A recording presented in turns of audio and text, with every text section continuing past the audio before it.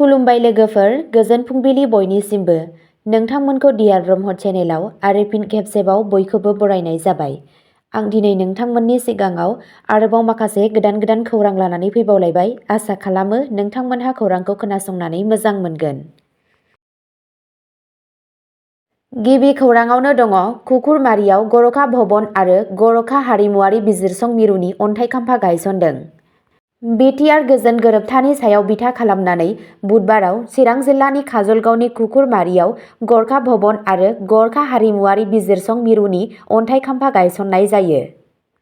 बिटिसिनि गाहाय मावफुंगिरि प्रमद बर'आ 10 कौटिसो रां बाहायनानै लुफुंजानो गोनां गरखा भवन आरो गरखा हारिमुवारि बिजिरसं मिरुनि अन्थाइ खाम्फा गायसनो।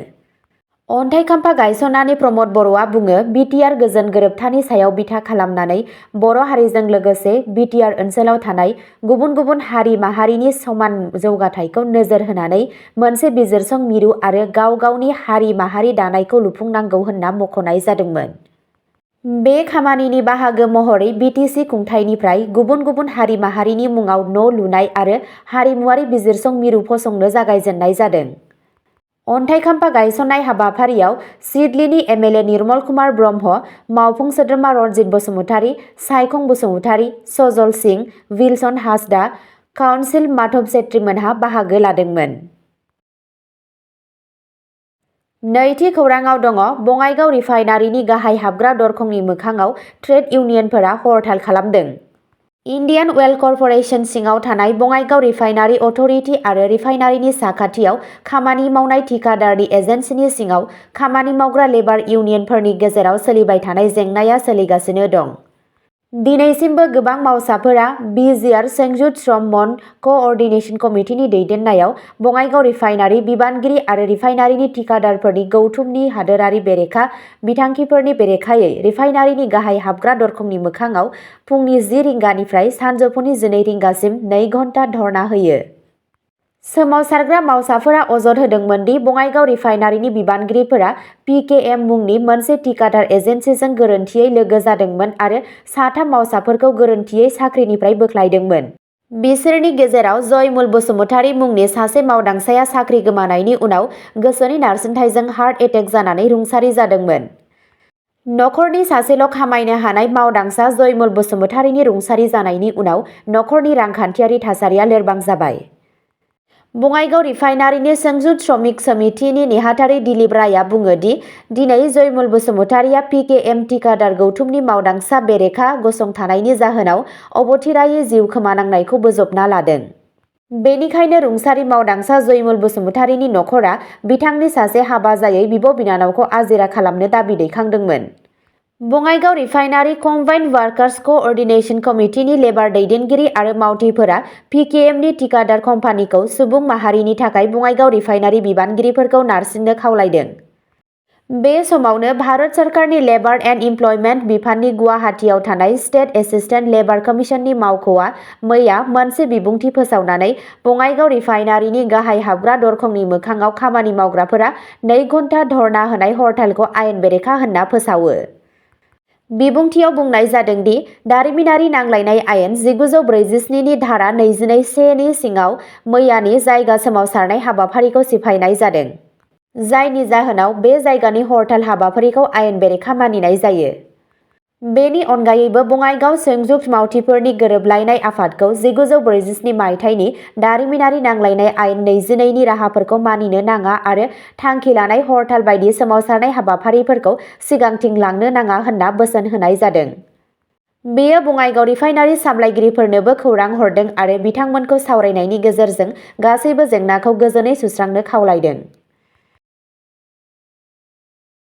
थामथि खौराङाव दङ अदालगुरियाव अमा फिसिनाय फोरोंथाय हाबाफारिया जागायबाय।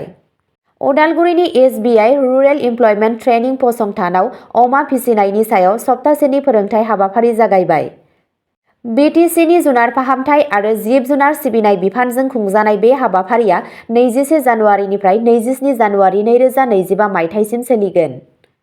फोरोंथाय जथुमफोरा गोदान मुगानि अमा फिसिनाय हुदाफोर, बेराम सामलायनाय आरो अरायथा आबाद मावनाय आदबफोरनि सायाव मिरु। बे आयदानि रोंग'साफोरा बाहागो लागिरिफोरनो ओनसोलाव अमा आबादखौ जौगाहोनो थाखाय बेसेनगोसा गियान आरो रोंग'थिफोर होनो थाखाय जथुमफोरखौ खुंगासिनो दं। जुनार फाहामथाय आरो जुनार फिसिग्रा बिफाननि मावख'गिरिफोरा बुंदोंमोन दि बे फोरोंथायनि थांखिया बिगियानारि अमा फिसिनाय आदबफोरखौ जौगाहोनाय आरो आबादारिफोरखौ साबसिन सामलायनाय आदबफोरनि गेजेरजों गावसोरनि आयखौ बांहोनायाव मदद होनाय। बे हाबाफारिखौ जायगानि आबादारिफोर आरो फालांगियारिफोरा बरायदों, जायफोरा फोथायो दि बेबादि फोरोंथाय हाबाफारिया लाइभस्टक सेक्टरखौ जौगाहोनायाव मदद होगोन आरो बड'लेण्ड ओनसोलाव गोदान खाबुफोर सोरजिगोन। ब्रैथि खौराङाव दङ बेटी बचाओ बेटी पढ़ाओआ 10 बोसोर आबुं खालामबाय। क'क्राझाराव फालिथाय जागायबाय। आइजो आरो खुदिया जौगाथाय मन्थ्रि बिफानजों जागायजानाय बेटी बचाओ बेटी पढ़ाओ BBBP हाबाफारिया 10 बोसोर आबुं जाबाय। बे माइल खुन्थियाखौ फालिनो थाखाय हिन्जावसा गथ'फोरखौ रैखाथि होनाय आरो सोलोंथाइ होनायनि गोनांथिखौ बांहोनो थाखाय हादोरनाङैनो बायदि रोखोमनि हाबाफारिफोर खुंनाय जादों। क'क्राझाराव जिल्ला कमिशनारनि मावख'आव समायखिरा लानाय आरो सागान फोसावनाय हाबाफारि खुंनाय जादों। जिल्ला थाखोनि फालिथायफोरा 8 मार्च 2025 मायथाइसिम सोलिगोन होनना सुलुंनिफ्राय मिथिनो मोननाय जादों। हाब फर इम्पावारमेन्ट अफ वुमेन हाबाफारिनि सिङाव सप्तायारि हाबाफारिफोरा सांग्रांथि आरो रोंग'थि दानायाव गोसो होगोन। गाहाय हाबाफारिफोराव हेल्पलाइन प्रम'शन, सेनिटारि पेड राननायजों लोगोसे दानारि सिखोन-साखोन जथुम आरो समानथिखौ बांहोनो थाखाय आथोनारि सांग्रांथि हाबाफारिफोर दं। सुबुं समाजजों सामलायजानाय हाबाफारिफोर जेरै बिफां फुलि गायनाय हाबाफारि, आइजोफोरजों दैदेनजानाय रेलिफोर आरो फरायसालियाव मुं थिसननाय फोसावनायफोरा खौरांखौ आरोबाव गोसारहोगोन। सक्षम अंगनवाड़ी आरो पसन 2.0 बायदि हाबाफारिनि गेजेरजों हास्थायनाय जिल्लाफोर आरो सा-सानजायाव जर'खा नोजोर होनाय जागोन। बेजों लोगोसे सेंग्रा सिख्लाफोरनि थाखाय गोसोआरि सावस्रि सांग्रांथि हाबाफारिफोरा बिसोरनि गासै गाहामखौ बिबुंसार होगोन। बे फालिथायनि थांखिया हिन्जावसाफोरखौ गोहो होनाय आरो बिसोरनि गोजों इयुनखौ रोखा खालामनायनि फारसे नाजानायखौ गोख्रों खालामनाय। बाथि खौराङाव दङ चिराङाव गरखा भवन लोगोसे हारिमुआरि बिजिरसं मिरुनि थाखाय अन्थाइ खाम्फा गायसनदों। BTCनि मानगोनां गाहाय मावफुं सोद्रोमा CM मुस्रि प्रमद बर'आ मैया चिरांनि सुदेमपुरियाव गरखा भवन लोगोसे हारिमुआरि बिजिरसं मिरु लुफुंनो थाखाय अन्थाइ खाम्फा गायसनो। गरखा हारिया बड'लेण्ड टेरिटरियेल रिजननि मोनसे गोनां बाहागो जानानै दं, जाय बेनि धोनि हारिमुआरि बायदि रोखोमाव मख'जाथाव बिहोमा होदों। फैबाय थानाय मिरुनि थांखिया ओनसोलाव हारिमुआरि खौसेथिखौ गोख्रों खालामनायजों लोगोसे गरखा दोरोंफोर आरो उनमोनथाइफोरखौ संरैखा खालामनाय आरो जौगाहोनाय। अन्थाइ खाम्फा गायसननाय हाबाफारियाव MLA श्री निर्मल कुमार ब्रह्म, मावफुं सोद्रोमा EM श्री रनजित बसुमतारी, श्री सजल कुमार सिंह आरो श्री सायखं बसुमतारीजों लोगोसे MCLA श्री माधव चन्द्र सेत्री आरो गरखा हारिनि मानगोनां सोद्रोमाफोरजों लोगोसे गोबां गेदेमा सुबुंफोरा बाहागो लादोंमोन।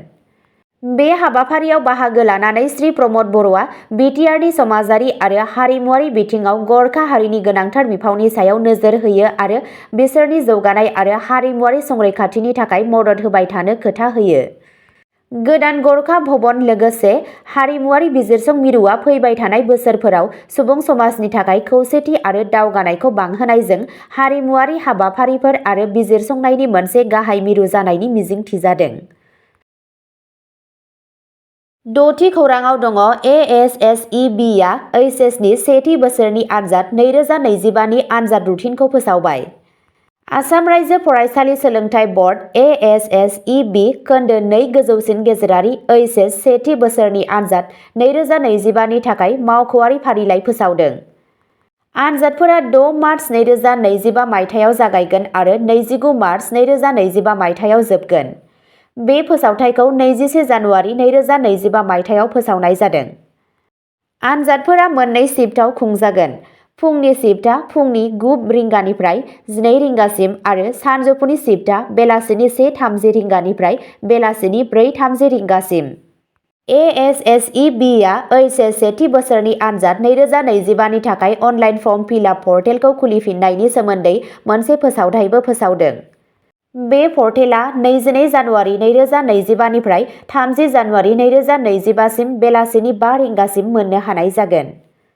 फोसावथाया फसंथाननि गाहायफोरखौ 30 जानुवारि 2025 मायथाइसिमाव अनलाइन फर्म आबुं खालामनाय बिखान्थिखौ फोजोबनो बिथोन होयो मानोना आरोबाव जेबो फोलावनाय जानाय नङा। आबुं आनजादनि समफारि आरो आरोबाव आपडेटनि थाखाय फरायसाफोरा मावख'आरि ESSEB वेबसाइटआव नायनो हागोन। स्निथि खौराङाव दङ सिक्किमनि हस्टेल बिल्डिंनिफ्राय बाज्रुमनानै आसामनि फरायसानि जिउ खहा। Sikkim Manipal institute of technology SMIT आव मोनसे जाथाय जादोंमोन मानोना बुधबार 22 जानुवारि खालि सासे आइजो फरायसाया हस्टेल बिल्डिंनि 8थि थालानिफ्राय बाज्रुमनायनि उनाव थैदों। थैनाय सुबुंखौ आसामनि थागिबि 20 बोसोर बैसोनि BTechनि सेथि बोसोरनि फरायसा पुष्पिता दास होनना सिनायथिनाय जादों। जाथायनि उनाव दासखौ गोख्रैनो सेन्ट्रेल रेफारेल हस्पिटालाव लांनाय जादोंमोन। बबेखानि सावफाहामारि रोंग'साफोरनि नाजासेयावबो बिथांजोखौ थैबाय होनना फोसावदों। पुलिसआ जाथायनि सोरगिदिं थानाय थार जाथायफोरखौ मिथिनो थाखाय नायबिजिरनाय जागायदों। बिबानगिरिफोरा दुखुनांथाव जाथायनि आन्दोआव जाथावना जाहोनफोरखौ दिन्थिनो थाखाय खामानि मावगासिनो दं। अब्ला दिनैनि खौराङा एसेनोसै। नोंथांमोनहा जुदि सोरबाफोर फेसबुकआव खौरां खोनासंनानै मोजां मोनो अब्ला जोंनि डियार ब्रह्म फेसबुक पेजआव थांनानै नायहैनो हागोन। पेजनि लिंकखौ डिस्क्रिप्शनाव होनाय जादों। गोजोन्थों।